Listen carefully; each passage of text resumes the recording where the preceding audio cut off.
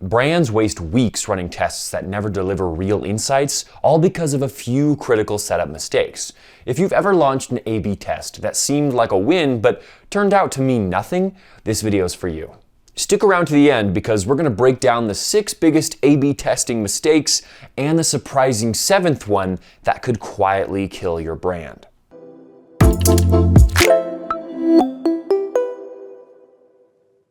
Picture this. You changed your prices because your analytics show the cheaper option converted better.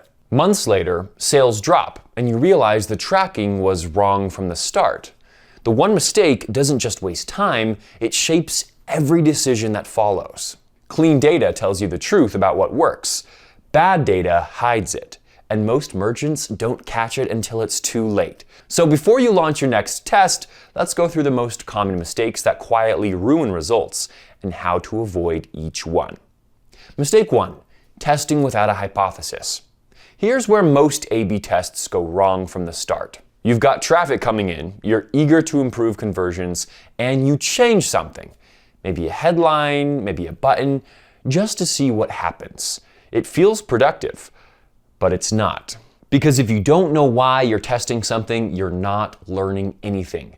You're just flipping switches in the dark. But a good test starts with a clear idea. For example, the team at Splitbase formed a data-driven hypothesis using customer surveys and polls for the brand Laura Geller. These insights led the team to determine that the audience was older and needed more detailed answers before buying. Now, because this hypothesis was so strongly formed, it led to a redesigned landing page that increased conversions by over 43%. And that's the power of a hypothesis. It gives your test direction, purpose, and a way to understand why a change worked. Without one, even if you find a winner, you have no idea what caused the lift or how to repeat it. And that's exactly how stores waste time testing the wrong things. The next mistake shows what happens when merchants make decisions too quickly before the data can even stabilize. Mistake 2, insufficient sample size or duration. This one catches even the most experienced marketers. You launch a test, see numbers start moving, and within a few days, you're convinced that you found the winner. But those early results often lie. Convert analyzed over 28,000 experiments and found that only about 20% ever reached proper statistical significance. The rest were stopped too early or lacked enough data to prove anything meaningful. And that's how false positives happen. When you don't have enough visitors or stop a test too soon, small spikes can look like breakthroughs. In reality, you're just seeing noise. It's like judging a marathon after the first 100 meters. You need enough traffic, enough time, and enough consistency across buying cycles to know what's real. That patience is what separates reliable insights from random luck. But even with enough data, many tests still fail because of one problem that hides in plain sight.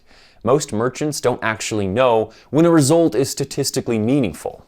Mistake number 3, ignoring statistical significance. Here's where a lot of tests fall apart. You see one version performing better, conversions go up, and it feels like a win. But what you're looking at might just be chance. Statistical significance is what tells you if the difference is real or random. Without it, you're making business decisions on luck. Researchers analyzed thousands of A/B tests and found that roughly 1 in 4 winning results turned out to be false positives, meaning the improvement wasn't real once the test was repeated. Statistical significance is what helps you separate chance from real change. Without it, you're building strategies on luck. A test can look promising in the first few days, then completely flip the next week once more traffic rolls in. That's why tools like Shogun A/B testing automatically track confidence levels, so you know when your results are trustworthy. Because until your test reaches that confidence threshold, you don't have data, you just have a hunch. And speaking of confusion, the next mistake is one that creates total chaos when analyzing results. Mistake number 4, testing multiple variables at once. Even with clean data, one error can turn your test into guesswork. It happens when you change too many elements at the same time.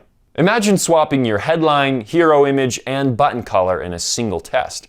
If conversions go up, which of those changes made the difference? You'll never know. Multivariate tests demand far more traffic because each variation eats a slice of your audience. In many setups, each variant might only see 5 to 15% of your total traffic. And it gets worse. For a modest multivariate test with 4 combinations, you might need 16,000 visitors in a month just to send about 1,000 people to each variation. And that's why many tests collapse under lack of time or traffic, as conversion sciences warns. So before you try to test a dozen tweaks at once, ask, do I have the traffic to support this? For most merchants, simple one-variable tests are safer. Test one change at a time so you can clearly trace cause and effect. But even when you run clean, focused tests, there's still a mistake that quietly kills accuracy, and that's coming up next. Mistake 5, stopping tests too early. This one's a heartbreaker because it often happens right before the real insights appear. You launch a test, one version starts pulling ahead, and it feels smart to stop early. But what looks like a win might just be noise. Recent research shows why. CXL simulations found that when teams peek at results too often, the false positive rate can rise to 30%, 6 times higher than the usual 5% threshold. And a study confirmed the same risk. Repeated checking inflates error rates and makes early wins far less reliable. Short-term spikes happen for all sorts of reasons. New campaigns, seasonality, payday traffic. Until your test runs through a full buying cycle, you don't really know what's working. Let the data breathe before you make the call. And if you think that's risky, wait until you hear about the next mistake, where even accurate results can still lead you completely off track. Mistake 6, not accounting for audience irregularity. You might run a perfect test and still get misleading results if you treat every visitor the same. Mobile shoppers don't behave like desktop users. New customers don't act like returning ones. In fact, desktop conversion rates are often 1.7 times higher than mobile. Meanwhile, many returning visitors convert at 4.5%, while new visitors often convert closer to 2.1%. So a headline that lifts results overall might actually only be helping returning visitors, not the new ones you need to win over. Seasonality complicates this too. When traffic shifts, your win might vanish. And if you don't break your data down by device, visitor type, and time frame, you're optimizing for the wrong audience. But even when merchants get that right, there's one last mistake that can quietly undo all their progress, and it has nothing to do with data. Mistake number 7, killing your brand. Chasing quick wins can strip out the very things people remember you for. When every test pushes you toward the same bland layout and safe copy, your store starts to look like a lighter version of a big box retailer. Efficient, but forgettable. Consistent brands grow faster for a reason. Studies link brand consistency to double-digit revenue lifts, often in the 20 to 33% range because people recognize you and trust what you stand for. So use testing to refine the voice and visuals that make you distinctive, not erase them.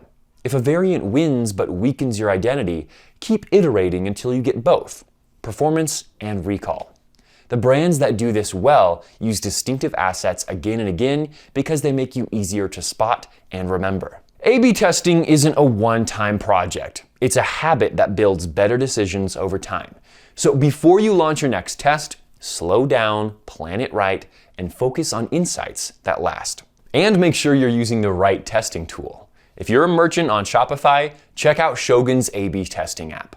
It's a quick way to run tests across your storefront and drive more revenue for your e-commerce brand. If you found this breakdown helpful, hit like, drop a comment about the biggest testing mistake you've seen, and subscribe for more e-commerce strategy videos.